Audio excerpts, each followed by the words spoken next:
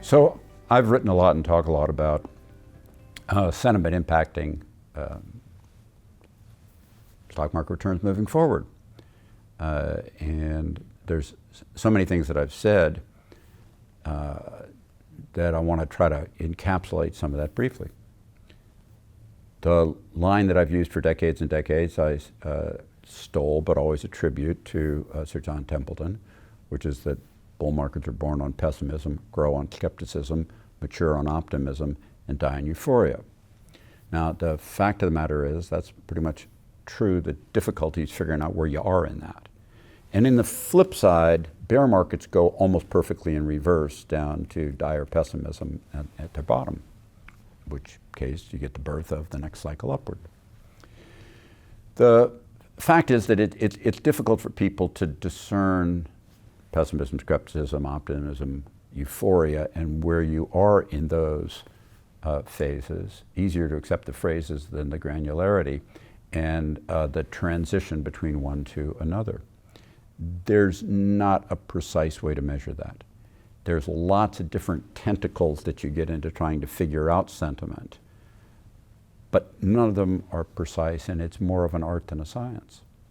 The fact is that there's complicated ways to do this, as I've written about, and simple ways to do this, as I've written about.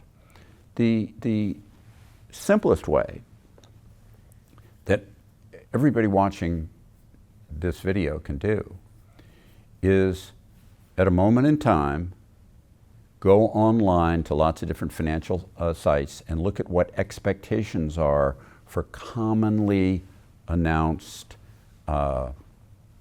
economic phenomena, like future announcements for inflation data, like future expectation consensus views for subsequent quarter GDP announcement,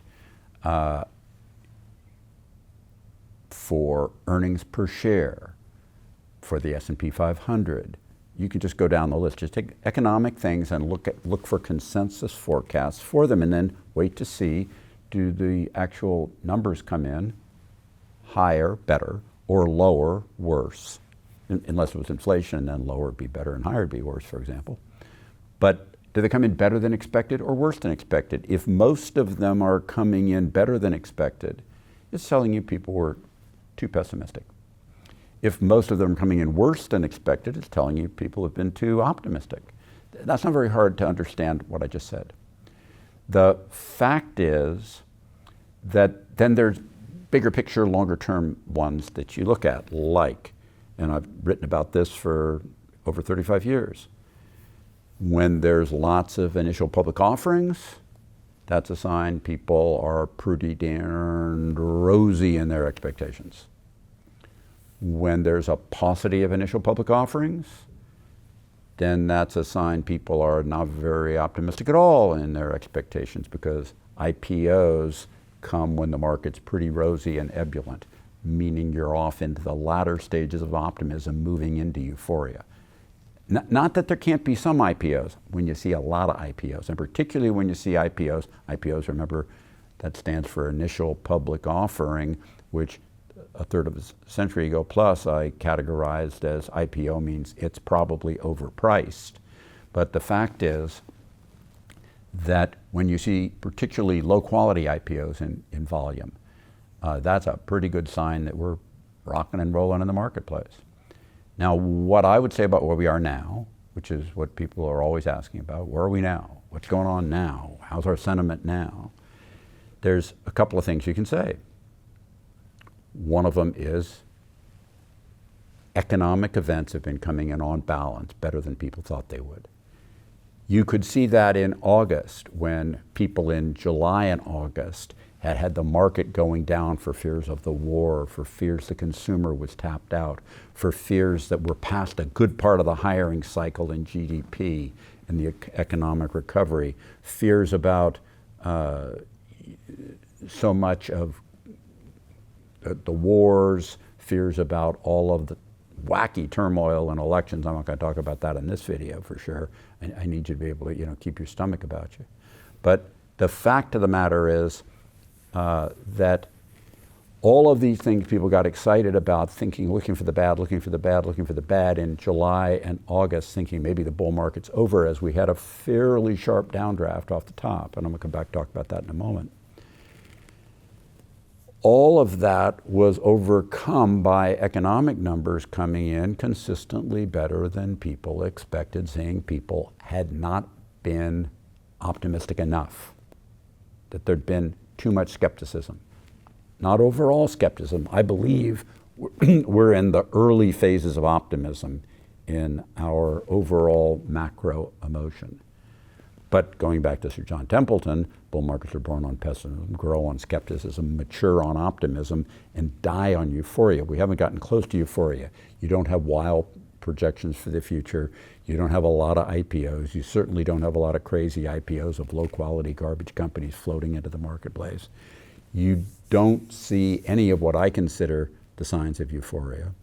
What we've got is mild optimism, tempered by still some remnant skepticism, and that's a good thing. Now, let me make a different point about the market action from July to August.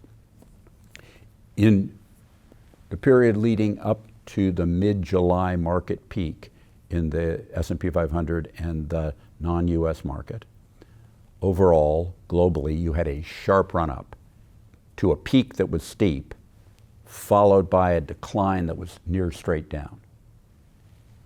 This is not the way bull markets end, and I've said this for a very long time. There's an age-old phrase, and it's been so long since we've had a traditional classic bear market, going back to 2007, 8, 9, that people kind of forget legendary phrases of the past. But the phrase that you should think in your mind about how bull markets end is that they die with a whimper, not with a bang. It does not serve the great humiliator, the market, to give you such a sharp down drop right off the top that it scares everybody away. What it wants to do is roll over gently, suck in more money, suck in more money, suck in more money, and then go down steeply later. The normal course of a bear market is for the first 2/3 of the time in the bear market to only constitute about 1/3 of the percentage drop the bear market will have, roughly, and the last 1/3 of the time to constitute 2/3 of the drop. And that pattern, not perfectly, but pretty close to perfectly, is the way bear markets have progressed from long before I was ever born. The first 2/3 roughly make up about 1/3 of the drop. The last 2/3 of the time, the last 1/3 of the time makes up about 2/3 of the percentage drop.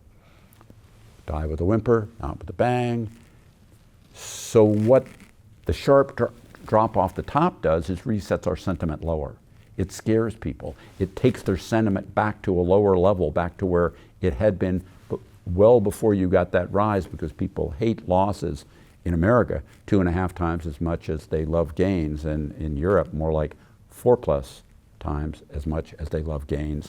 So a little bit of drop makes them go, whoa, look at all this terrible stuff, and I'm scared, and I'm scared, and I'm scared. That drops sentiment down and builds the base for the next leg up in the bull market, which is where I think we'll go from here. Thank you very much for listening to me. I hope you found this educational and useful.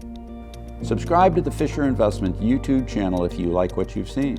Click the bell to be notified as soon as we publish new videos.